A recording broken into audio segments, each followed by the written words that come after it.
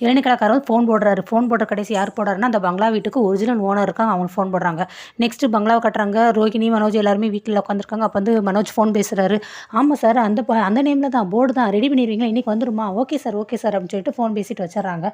அப்போ வந்து ரோகிணி வந்து காஃபி, டீ குடுக்குறாங்க. வந்து குடிச்சிட்டு இருக்கும்போது ரோகிணி அப்படியே மனோஜ ஆச்சரியத்தோட பார்த்துட்டே இருக்காங்க. என்ன ரோகிணி அப்படி பார்க்குறேன்னு மனோஜ் கேட்கவும், இல்ல நம்ம இந்த மாரி இவ்வளோ பெரிய பங்களாலாம் வாங்குவோம்னு சொல்லி எதிர்பார்க்கவே இல்ல. பரவால்ல மனோஜ், நீ உன் டேலண்ட்டுக்கு அடுத்தடுத்து நீ முன்னேறிட்ட. எனக்கு அதெல்லாம் நினைக்கும்போது ரொம்ப ப்ரௌடா இருக்கு. ரொம்ப சந்தோஷமா இருக்கு அப்படிங்கிறாங்க.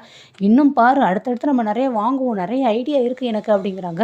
ஆமா, ஆமா அப்படிங்கிறாங்க. அடுத்து ஒரு கார் வருது. என்ன இவ்வளோ பெரிய கார்ல நேம் போர்டு வருது. அதுக்குன்னு ரெடி ஆயிடுச்சா? ஆனா கார் பார்க்க ரொம்ப காஸ்ட்லியா இருக்கே அப்படின்னு சொல்றாங்க. கார்லேருந்து ஒரு ஆள் இறங்குறாரு. இறங்கி வந்தோனே, "யார்யா நீங்க? நீங்களா எதுக்கு என் வீட்ல இருக்கீங்க? என்னய்யா பண்றீங்க நீங்க?" அப்படி இப்படின்னு பயங்கரமா ஒரு சுட்ட மண்டக்காரர் வந்து கத்திக்கிட்டே இருக்காரு. "என்ன சார் சொல்றீங்க? உங்க வீடுங்கிறீங்க. நாங்க இந்த வீட்டு ஓனர் சார்" அப்படின்னு. "அப்ப நான் யாருய்யா?" அப்படின்னு. "நீங்க யாருன்னு என்கிட்ட கேட்குறீங்க?" அப்படின்னு மனோஜ் சொல்றாரு. "யோவ் என்னய்யா